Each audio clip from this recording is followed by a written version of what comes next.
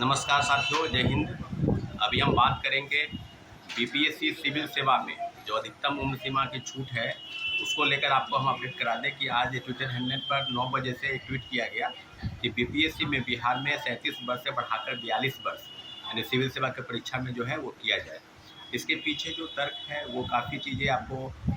अभी हम बता दें कि जो लगातार जो ट्रेंड कर रहा है और लगातार इसके प्रयोग में सरकार की तरफ से जो भी चीज़ें की जा रही थी उसमें ये थी कि हम लोगों के तरफ से विगत 2 वर्षों से लगातार प्रयास चल रहा है। आपको पता है कि माननीय मुख्यमंत्री जी के समक्ष हम लोगों ने नई दिल्ली में 29 जून से को मुलाकात भी किए थे कि बीपीएससी में सिविल सेवा की उम्र सीमा जो है उसको बढ़ाई जाए। और मुख्यमंत्री जी ने अपने सचिव महोदय को बुलाकर कहा कि जब इसमें ज़रूरी है तो इसको देखा जाए और कराने के लिए उन्होंने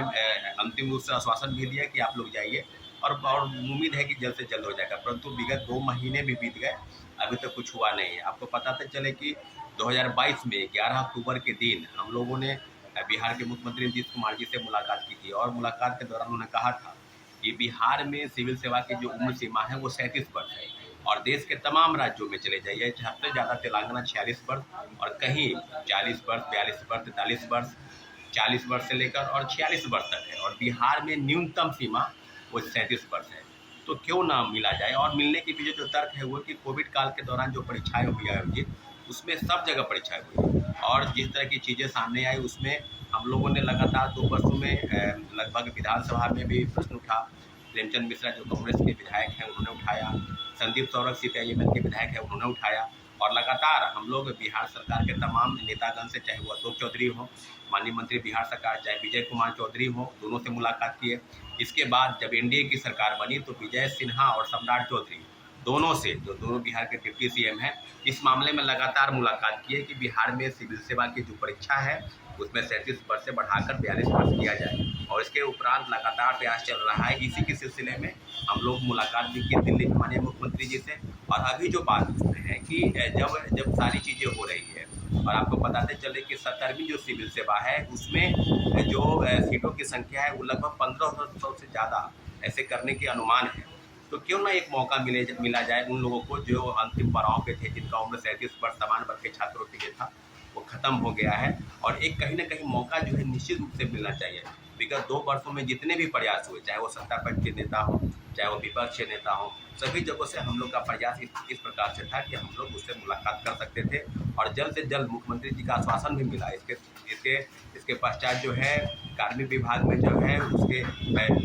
बीपीएससी चेयरमैन को बुलाया गया, chief secretary Amit Subhani sir से मुलाकात हुई, सारी चीज़ें जो है वो